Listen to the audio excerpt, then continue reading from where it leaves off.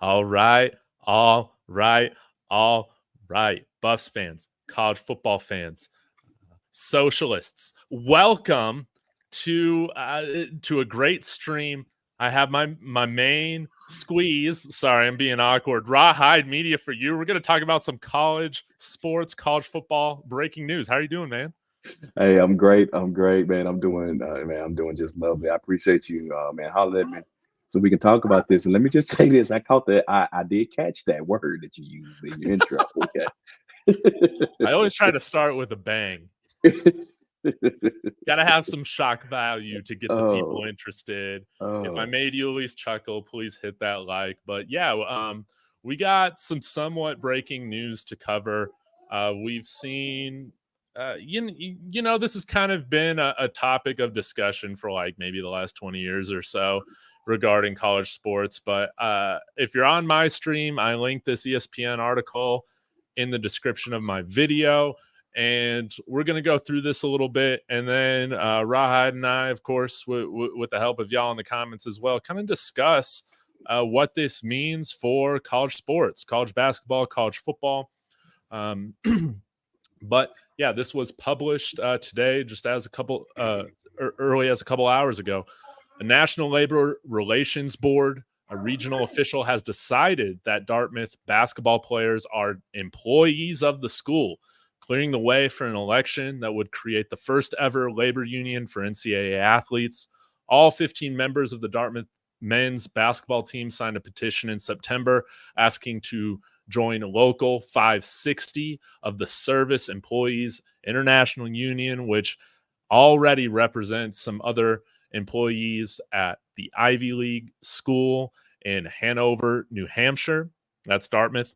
Unionizing would allow players to negotiate not only over salary, but working conditions, including practice hours, travel, conditions, probably health insurance, retirement, pensions, 401k, all of that stuff. So, anyways, we won't get through or go through this entire article, but that just kind of sets up potentially what could happen. We saw Northwestern attempt this, man. It must have been 15 to 20 years ago with, that not having success. But wanting to get your thoughts just kind of from the start, Rawhide. What's your initial reaction to seeing this news today? I'm not surprised. Let me say that. I guess the question. I mean, in the beginning, I guess let's tackle it from here, or I would like to tackle it from here. I mean, what is the motivation for Dartmouth players to do this? And rhetorically speaking, I think that because playing at the Ivy League, they're not probably receiving a type of benefits and what we call it saying I call them shade tree benefits as far as the money goes by playing in Dartmouth. So I'm assuming their motivation is okay. I can't get the big dollar schools money, right? So I need to get something for what I'm doing. So I'll go this route. I'm assuming that's the motivation. What do you think? Yeah, I think one, this is very interesting because it's happening at the Ivy League level, which is FCS, and Ivy League schools don't hand out athletic scholarships. So I find that very interesting that even though they're technically going to these institutions, to be student athletes, uh, and not even, I'm surprised that like not even on an athletic scholarship, that this was ruled in their favor, that they are still employees of the university. I find that very, very interesting, and it makes me wonder. Let me grab my charging cable here.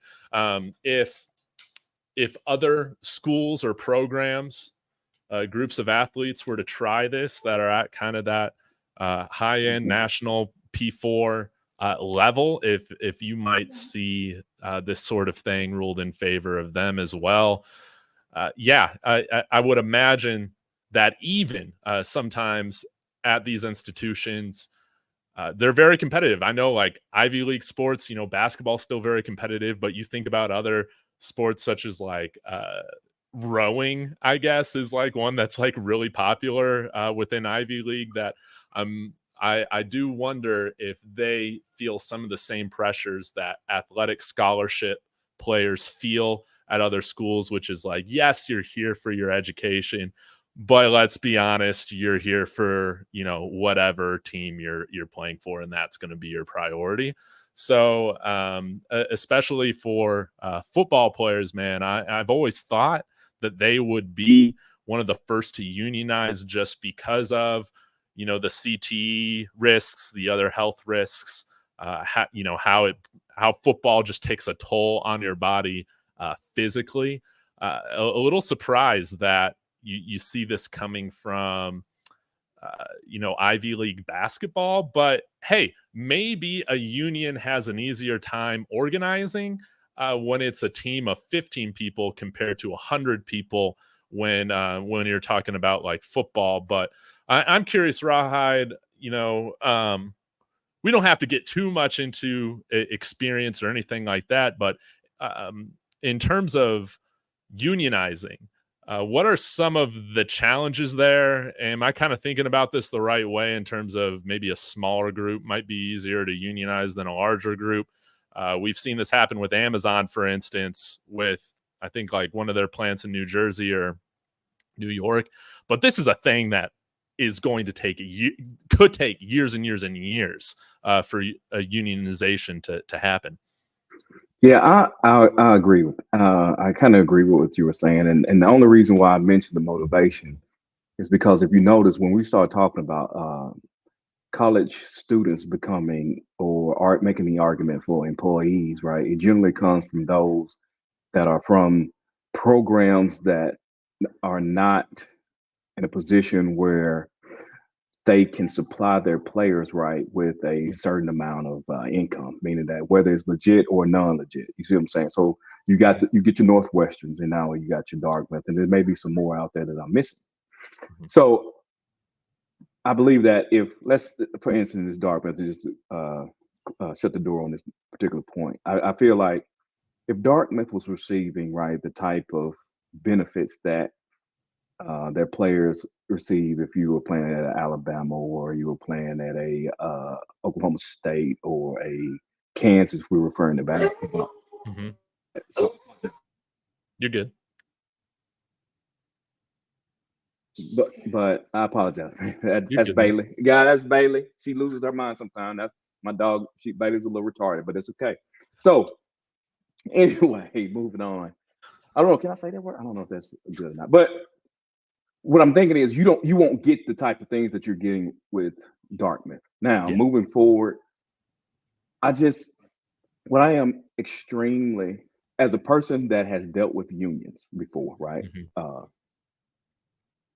What bothers me about this particular situation is that I think this is the beginning of the elimination of sports, period, whether it's gymnastics, baseball, because I think Dartmouth if this was the whole right, they go through the appeals and they're able to withhold it, right? And just uphold this.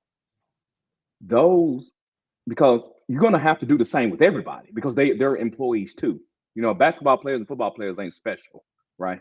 The dancers and the cheerleaders and the the baseball players and all those, they're employees too. They're investing time and money.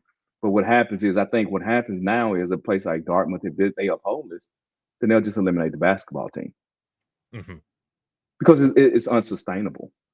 Yeah. It's very interesting because you bring up a great point here, is that I doubt that this thing is going to end right here. You're going to see a ton of different sorts of appeals and lawsuits being filed because of this, probably from both directions.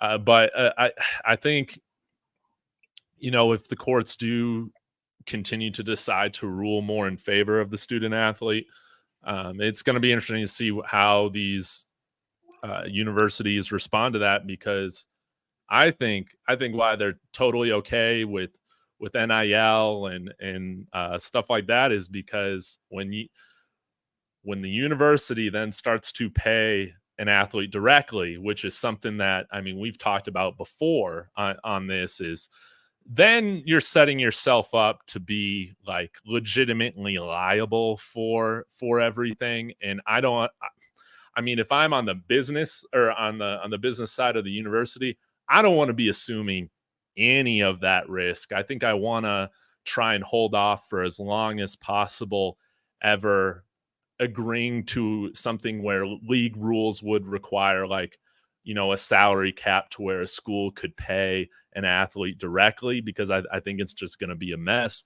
But if players and teams, they're able to unionize, I guess that it would kind of force their hand to provide more of those services, would it not? Oh, 100%. Yeah. Once you become an employee, everything that goes into being an employee falls into place. And not to go down this, I really don't want to go down this rabbit hole, but these are the problems that we got now. Because basically what happens is the university turns into big business. And guys, believe it or not, big business, saying there's one thing, saying, and that they like to do, and they like to outsource. Why? Because they don't want to pay employees. I don't care who it is, right? That's why they outsource it. So, Right. and sports, you can't do that. So since you can't, i.e., like transportation, so since you can't do that, you're kind of tying their hands to the point of, if it's not profitable, eliminate it.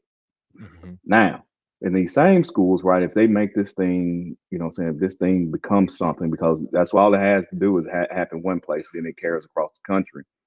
If they're able to uphold this, right, the next question is the Title IX respect. Because Title IX just simply states that no person in the United States shall be on the bias of sex excluded Right. from participation in, be denied the benefits of, or subject to discrimination under the education program or activity receiving federal financial assistance. Now, we ain't lawyers, I'm not doing that, but the point of it is, those that's receiving these federal financial assistance, I don't think that makes Title IX null and void. What happens is that you also gonna have to do the same across the board. Hmm. So I think it opens up Pandora's box. And let me just say, to me, from the player's perspective, if I'm playing at a Power Five school, a big school, I don't want this I as a was player. just about to ask you, because very rarely is it just like decided, yeah, like I'm all for this union, I'm ready to do it. Okay, why might a player, for instance, at the University of Colorado want to join a union? Why might another player not want to? Well, first off, because what unions does is that it levels the playing field from everybody, from the top to the bottom. So you take the cream off the top and then you apply it to the bottom. So like Mhm. right now, you got particular different type of collectives, and understand, schools are not paying players. The university does not pay Mhm. players. There's other entities that do this. But once you go into the payment route, right? Guess what? You take the cream, you add it to the bottom, the dude at the end of the bench, and get unionized, because it's all about fair and equal. They're making the same thing as the starting quarterback does. That's why would you want to do that? Mhm. Mhm. You see what I'm saying? Now I know I'd want to do that if I was, fourth on the quarterback depth chart. Um, but yeah, and I'm not too familiar with what it takes to formally unionize. If you're looking to unionize as part of an organization, is there usually a certain amount or like percentage of vote that you have to have throughout that organization, or is that kind of different depending on what company or industry you're in? Yeah, right. It's different for different places, right? But the overall deal, it ain't that hard. I mean, even some states have, what I'm saying, particular type of laws as far as concerning unions. I'm not a lawyer in any of that. I just know that some things are different in different locations, right? And with dealing with unions. But the the overall point is, right, which actually what we're talking about, the examples ring true, because the bot, right, you're taking the cream off the top, you're giving it to the bottom. Look at that, parallel that with the people who actually complain. Northwestern, Dartmouth. This ain't right. This is not, you know what I'm saying? This ain't, you know what I'm saying? This ain't Duke. This is not, you know what I'm saying, LSU. This ain't Ohio State. The cream, the top of the pyramid ain't crying about it. It's Right. those that's towards the bottom of the pyramid that's having a problem with it. And I'll even pose this question and I sound like I'm going a little bit too down the rabbit hole. How can you tell me, right, as a student athlete at whatever university, that I am an employee, but then you can't tell IMG that their players are not employees? Oh, Rod, this is exactly what I was wanting to get to. Because if we get to this point where educational, institutions or whatever, that they're now legally saying that every athlete there is employed, I mean, could you see in a sense to where like amateur athletics kind of transforms a little bit with how we see, for instance, with soccer over in Europe, where players will go to play for certain academies from a young age, and granted, they might sign. I'm not really sure how it works at like a detailed level, but I mean they'll enter some of these programs for the Premier League at a very young age, elementary school age, and they can go through the entire program, make money, get signed, and then eventually play for that team, or be dealt elsewhere or traded elsewhere, have the freedom to, go elsewhere, even before they're, 18 or, legally an adult or something like that. I know like in Europe or like in England, for instance, you like start college. I think it's at like 16 years old or something like that. It's just a little bit different on like when they start certain things compared to here in the States. But I'm wondering if you might see more of these college football powerhouses if things start to get more separated between the professional sports side of things and the educational, if you might see football and basketball academies sponsored by the University of Texas or LSU, start to open up to where you can at least start having more control over the athlete from a younger age, even though it's kind of like amateurism. I don't know. I'm probably talking in circles, but what are your thoughts on that? Oh, you're muted, man. I think people talk about it, and I think what you're referring to is like the clubs over in Europe and Yeah. Asia. Honestly, I think that would probably be the best out. But again, the problem over here is that you can't say a basketball player is an employee and then say the gymnast ain't an employee. Right. That's the point. That's what bothers me the most about this. I'm like, how are you determining? Because I mean, clearly, the board basically said that because Dartmouth has the right to control the work performed by Dartmouth's men's basketball, meaning that the coaches in the institution can control the amount of time that they're given, right? And the players that perform in exchange for compensation.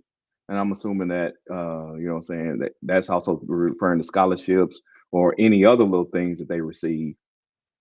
That's why they approved it. That was their whole argument, that, you know what I'm saying, under the meaning of the National Labor Relations Board Act, page 26, discussions read. So basically, you're saying you provide a service, they give you something for that service, thus by definition, you're an employee.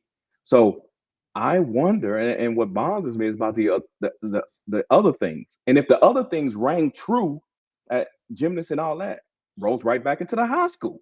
How can you tell me that those guys are not? Right. Because if I was I ain't gonna lie. If I was a high school dude, I was a petty like that, I could send the ass to court too. I'm like, hold on. Yes. Yeah. Do I not fall under this same umbrella? But how do you solve that? I don't know.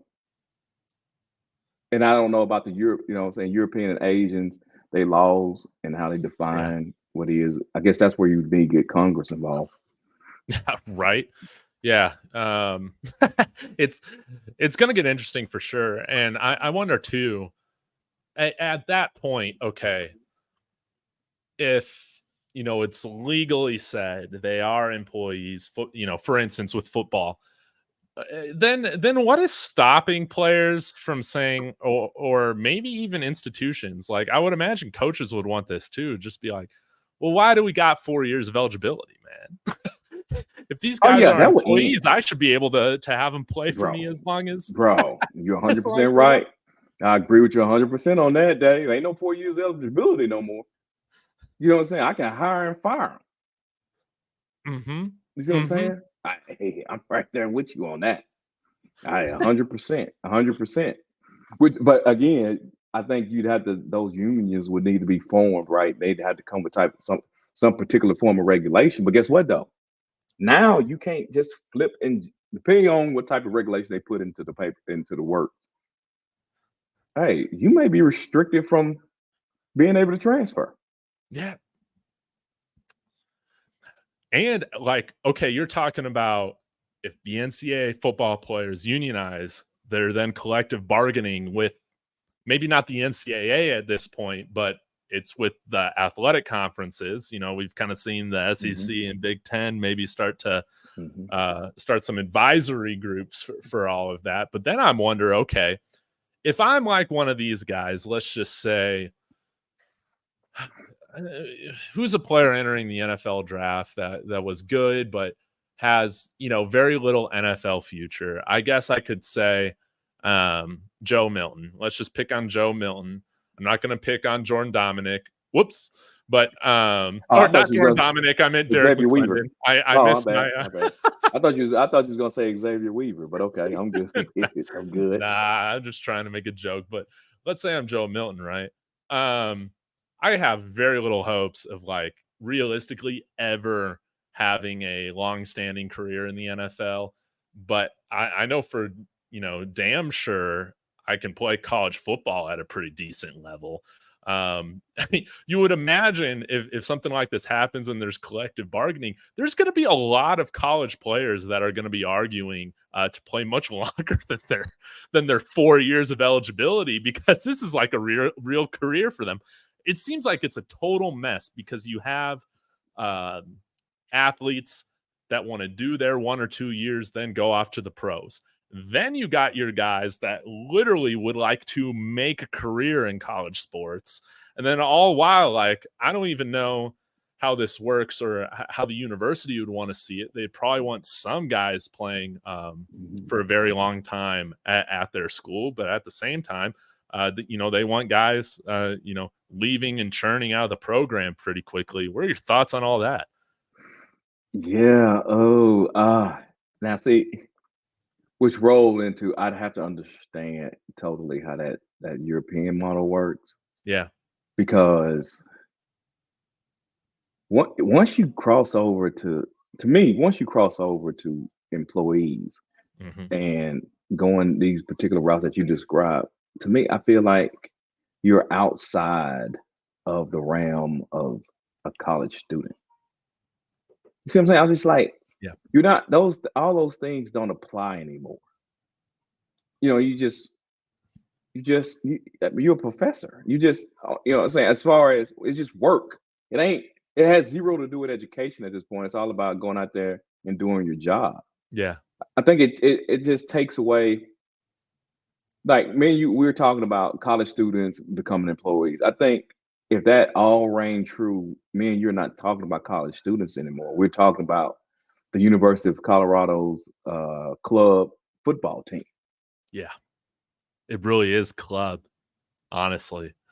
And yeah, that's where all these lines get a little gray, because with all these other sports leagues or other countries, things aren't exactly, there's no one-to-one on like another model for how this has been done for a way that works for us.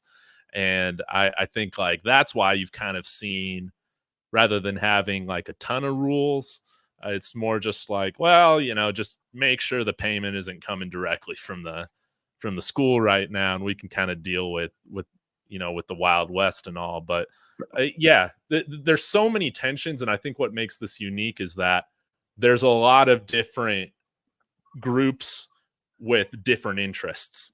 This isn't just a two-sided thing. There are, just like you see divisions within our political parties, right? Little factions. That's kind of what you're going to get with players as well, because a lot of these guys have way different incentives, for this. And there you go, bro. Oh my God, you hit the nail on the head, bro. You're right. I mean, Charlie offered. Well, he's not on scholarship. I guess I could say who didn't hit the field. That was okay. Hey, Savelle Small's motivation is different than Travis Hunter's motivation. Yeah, you know what I'm saying. If they all came together, I'm sure both of those players would be coming from two totally different perspectives. Mm-hmm. You see what I'm saying? And honestly, if they were to unionize, it would be more so on the Savelle Smalls perspective than it would be on the Travis Hunter's perspective. So whatever they put in play would benefit those type of players more so than they would the Travis Hunter type of players. I mean, let's think about it right now. If in the NBA right now, LeBron James, prime LeBron James, the salary cap, the player max, that don't benefit LeBron James. That does nothing for him. That does everything for the guy at the end of the bench. You see what I'm saying? Because if you didn't have salary caps, and I'm more so if you didn't have player caps, they could pay my man whatever that they want. Then they could pay my man at the end of the bench the least amount that they want. Right. You see what I'm saying? So honestly, that's why I said earlier when we began the show about it's always the people on the bottom at the bottom of the pyramid that does this, because bro, to me it's perfect right now. It's perfect for the university and it's perfect for the player. Well, okay, I'm being a little hyperbolic. Remove the word perfect. I just don't like, sometimes what they say, perfection is the enemy of good. But I just think that overall, for the player standpoint, especially in football and honestly all across sports, man, leave it alone. Universities are not liable for anything. They're just a university. These players can go out and grab this money from all these outside, because they're outside entities the school ain't paying. Who's hurt in this situation? Who is it hurting? The players that just aren't good enough, man. But they get scholarships, so they ain't necessarily getting done wrong. You getting a scholarship and that stipend. You see what I'm saying? Maybe it just hurts the coaches. Yeah, I guess players are always leaving, man. But I guess so. I guess so. You're right. But I don't think it's a system.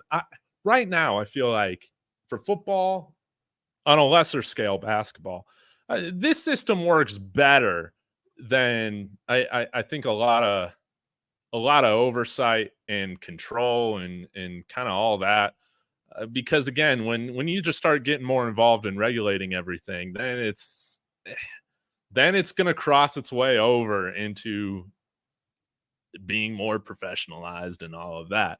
Is there a way for us to figure out this NIL stuff without the transfer portal, like putting every single player on a 1-year contract every year? I'm not totally sure. I mean, I got some different ideas I think that could help incentivize it, but I think it's kind of funny, Rawhide. This is kind of a tangent, but there are a lot of leagues, or I know European soccer can be a little bit different in terms of their spending. Like they can spend as much money as they want, as long as it doesn't eclipse the revenue that they brought in for the year, which is kind of interesting. So like you're capped, but kind of not if you continue to grow and sell more stuff. But I think that's kind of funny compared to what we see in American sports a lot of the times, where it is kind of like more so a socialist rather than a capitalistic type of structure, which I find incredibly ironic.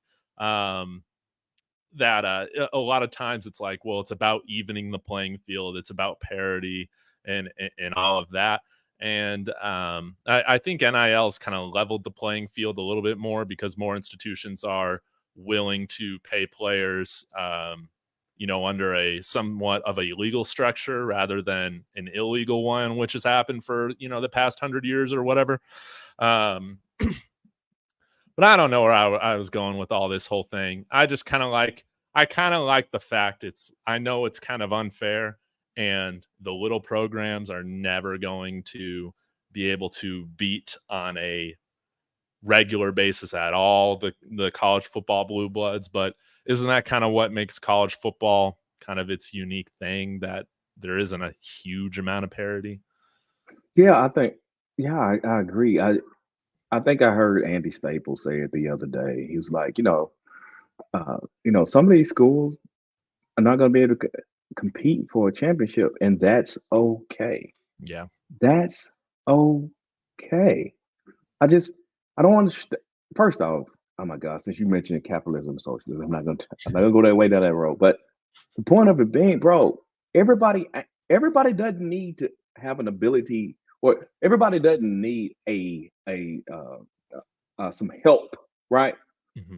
Trying to have the ability to win a championship, bro. So you're just not gonna win one. Yeah. You call it what it is. Fans root for the spirit of their university because they're invested in the university.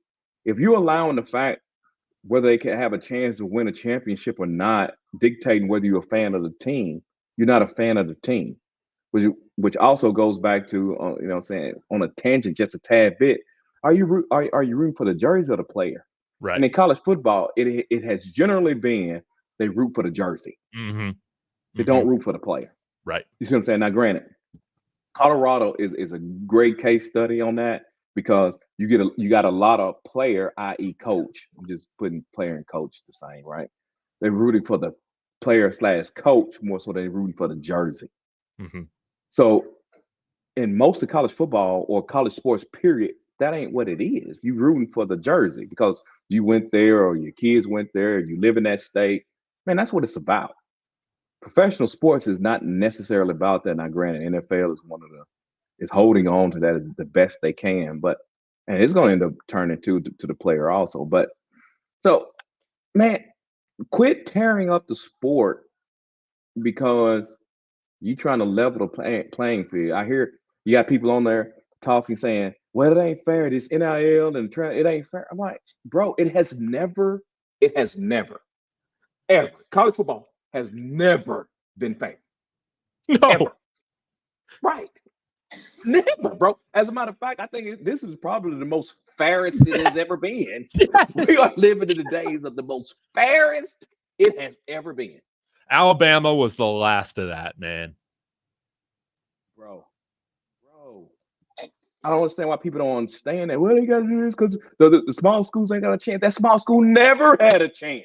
Who cares about the small schools, man? I know, bro. I know, Dave. Oh my God, I know, Dave. I know, man. I don't understand. Do we really need another Tostitos Bowl repeat of Boise State and OU every year? Like, thank you, bro. Listen, when was the last time you heard the Kansas Jayhawks got a good football team? Huh? Probably before I was born, bro. Listen, man. It has never been fair. This is the best it has ever been for teams in college football. Yeah. So leave it alone. Just leave it alone. Yeah, and I'll say this too. I put out a video yesterday, Rawhide, about how Colorado, if things go the right way, we can eventually become like Ohio State.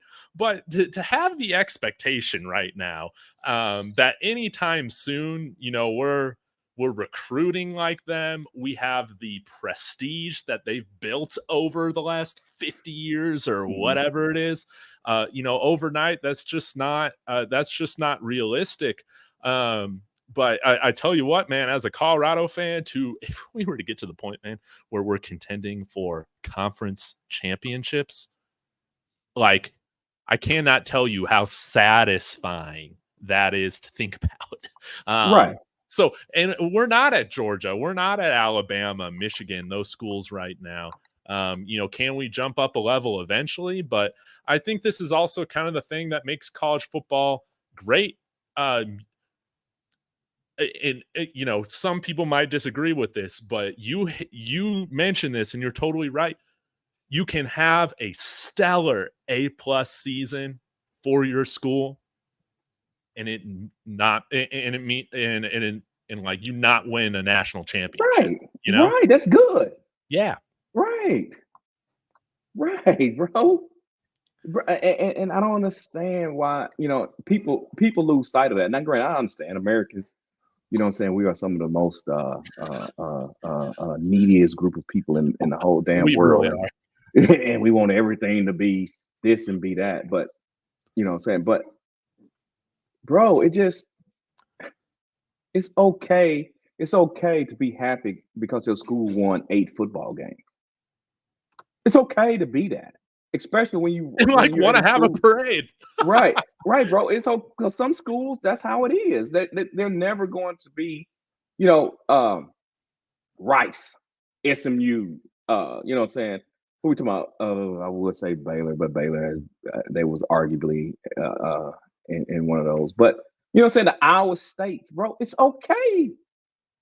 It's okay. It's fine to be okay with 8 and 9 wins, bro. Yeah. Yeah. You know what I'm saying? That's fine. I And was oh, go ahead. no, go ahead.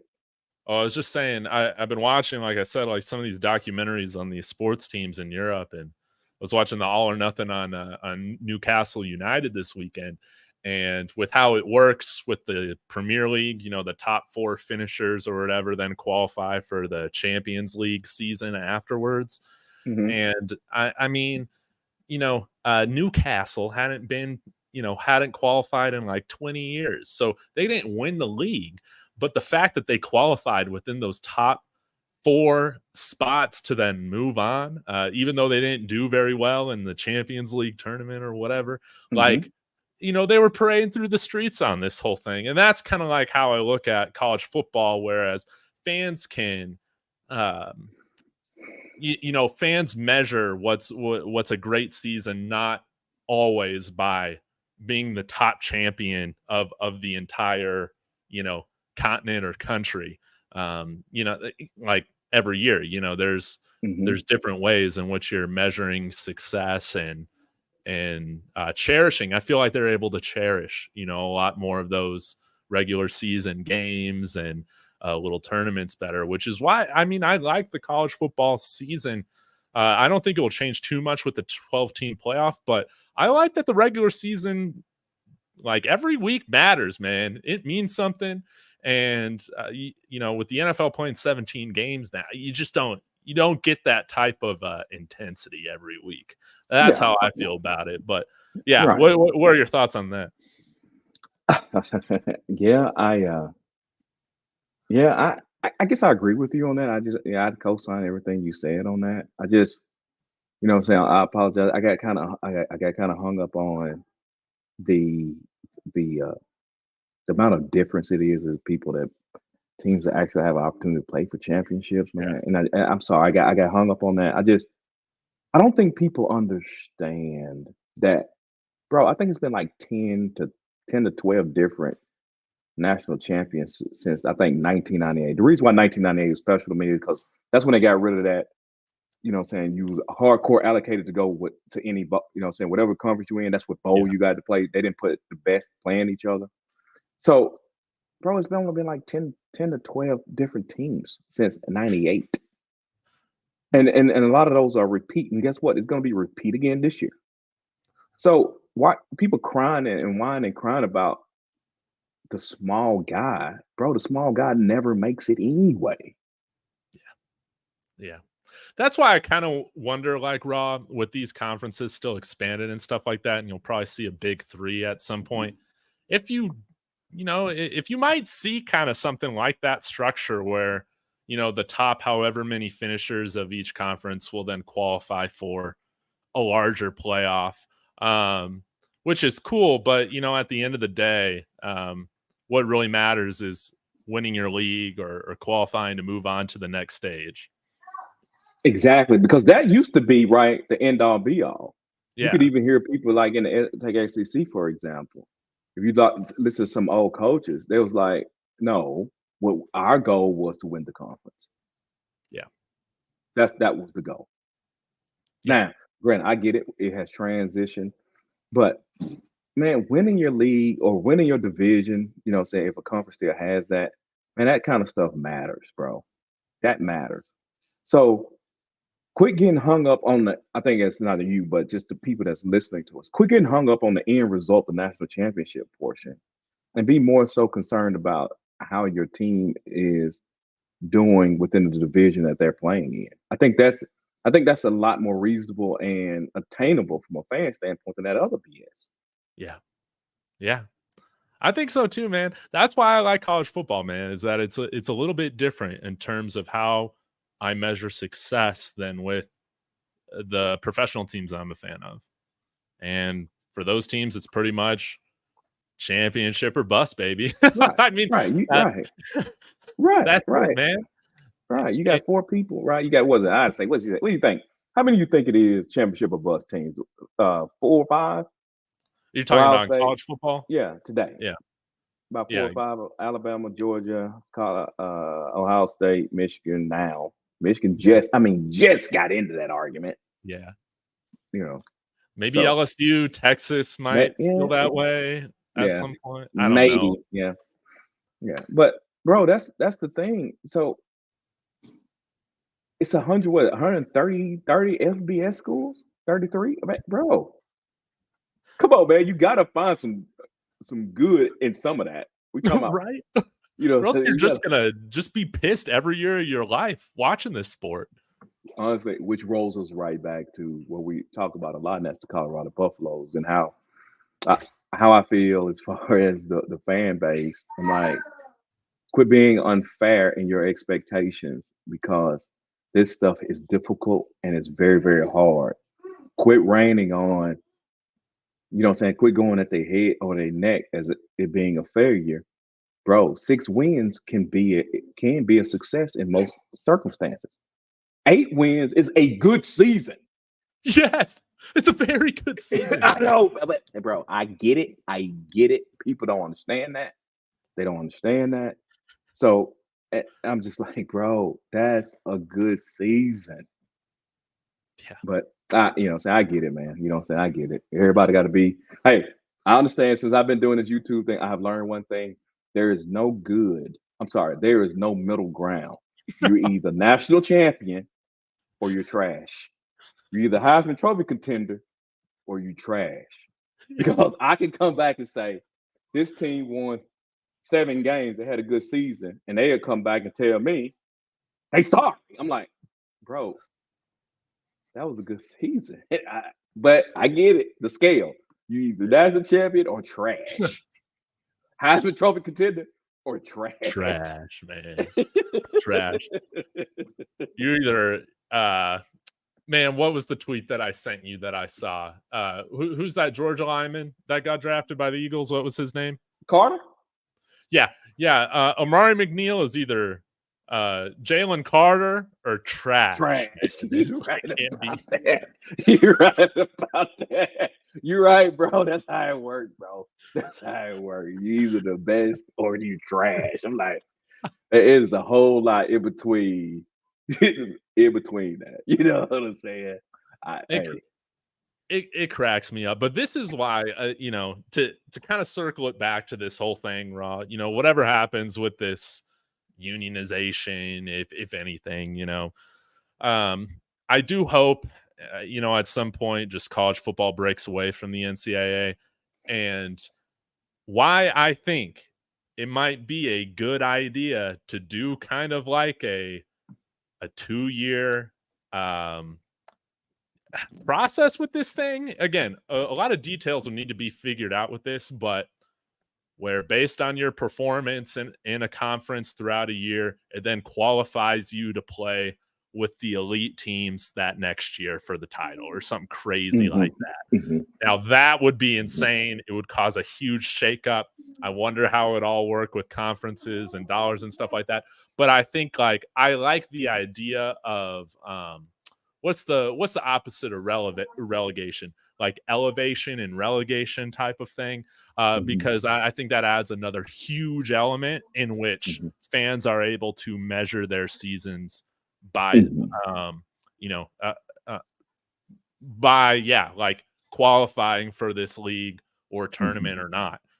Which I don't even think like right now with the 4-team playoff, it's celebrated nearly to the level it should be for those teams qualifying to make that Final Four. Probably because most of the teams that make the Final Four are those teams that legitimately expect a national championship every year, and a 2-loss season is a massive failure in their eyes. But I am hoping that there's like, I think it should be celebrated and honored. Like if your team makes a 12-team college football playoff, like I would want CU putting up a banner for that. And that might come across as soft or dumb in some sense, but I think that's something like a conference championship as well.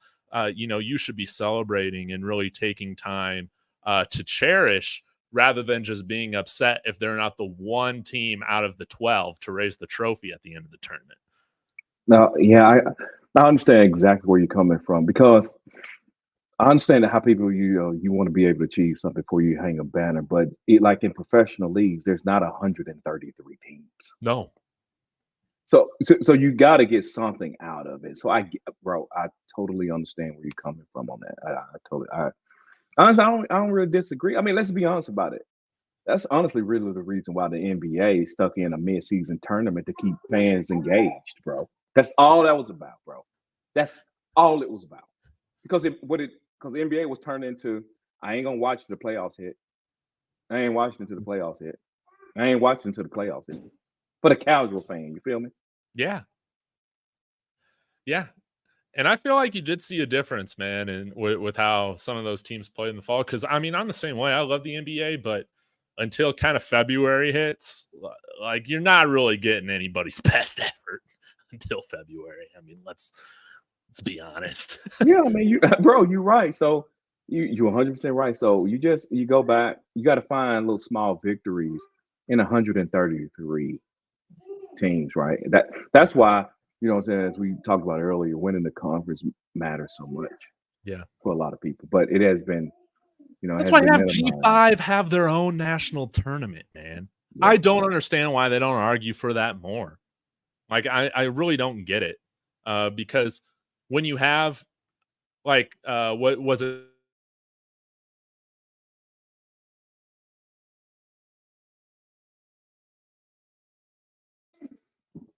No.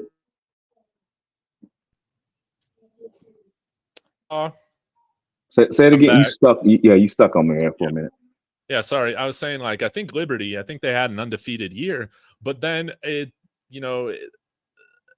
season is kind of dampened in a sense when you just get, completely dominated by Oregon in the last game of the year.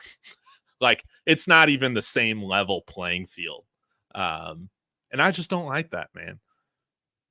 I don't disagree with you. I wouldn't mind seeing, bro, just straight up honest with you, I wouldn't mind seeing that the G5, if they could do it, right, shorten their, I know they probably wouldn't like it, shorten it to 10, have a, whatever your case may be, a FBS tournament, which they do in FBS, but have that for the G5 cats. Get them down to a Final Four and throw, you know what I'm saying, or Final Four, throw 2 teams into the CFP. I think people would watch. I think people would watch that instead of just saying, "Hey, I'm going to take the top G5 school." No doubt, man. And second off, let's be honest about it. The FCS. They have known how to do this for years. With the playoffs that they had, bro. Yeah. They have had this thing figured out for years. I don't know why the FBS can't figure this out. I know, man. I don't get it either, man. I don't know why the G5 always want their schools just getting destroyed. And it's a shame that I think with how the model is going to work for the 12 team, man, it's just, there's always going to be that one team that gets in over the Power 4 team that's ranked 13th. And we're just going to have to we're just gonna have to deal with it. But hey, at least you get 11 teams in that, you know, should at least have some sort of shot. But at the end of the day, there's probably, you know, maybe 3 or 4 teams every year that have a realistic shot of winning a national championship. Yeah, I agree with you. But Dave, I know we kind of got, yeah, right. I'm sorry, I didn't mean to pull us off the point, but let me just ask you though. So how do you feel about the college athletes and payment? And I mean, what's your honest feelings on it? I think they should be paid, man. And I just think it's funny, man, how these Ivy League schools or even like these state schools, you know, these are or these private schools, they're some of the most powerful institutions in their states, but they want to act like they're the like they're the local nonprofit down the street that's just surviving on donations.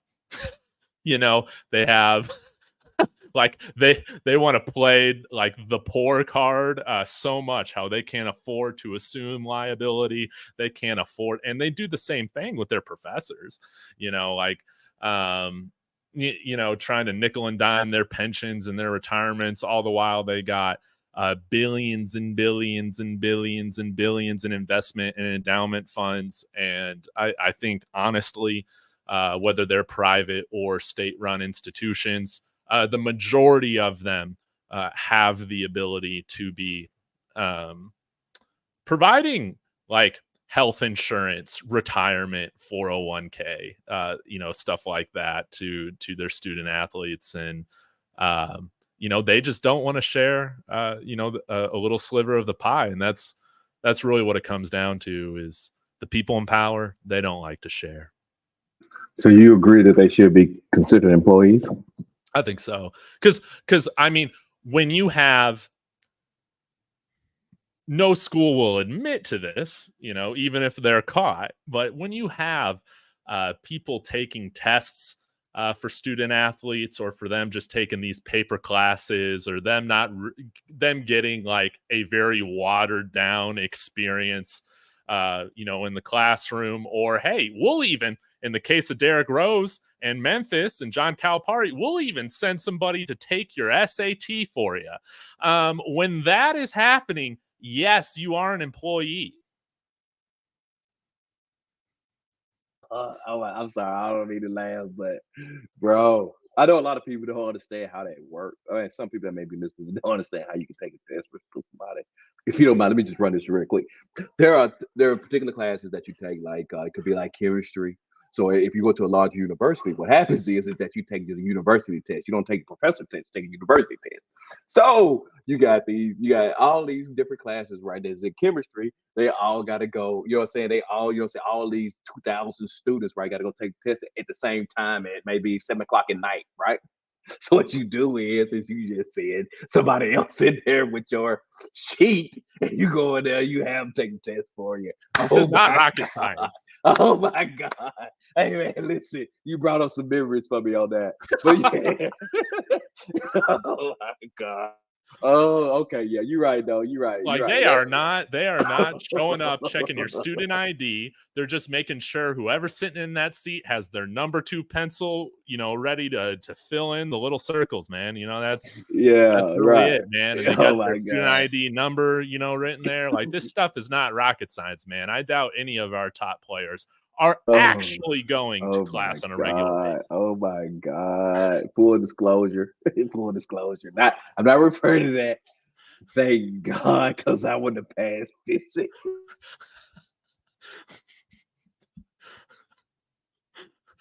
When they're like, hey, you come to this school, but honestly, we're going to have somebody else doing the school for you. Like, you are an employee of the university, man. Like, no doubt. Oh my God. Oh my God. The school comes secondary, man. Oh, you brought some memories back. But yeah, that's how they work, though. It's pretty easy. Yeah, it's pretty easy. Yeah.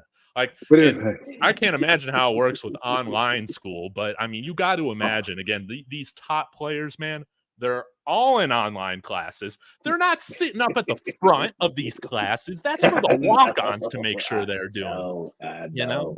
They're not sitting in the front of class. Oh my God. Do any of these Dave. guys on Instagram look like they're spending time in a classroom? Oh my, you're right, bro. You right, bro. You right. That's how it works, man. Hey, whew, man, you brought back memories, man. Why'd you do that? You should have done that to me, man. Oh, sorry about that, y'all. Nah, you're good, man. Well, Rawhide, I know we've gone a little bit over, but appreciate your time hopping on with me today. You know, talking about some different stuff with college sports, not just the Buffs. And this was a change of pace, man, that I greatly needed, man. I appreciate you hopping on.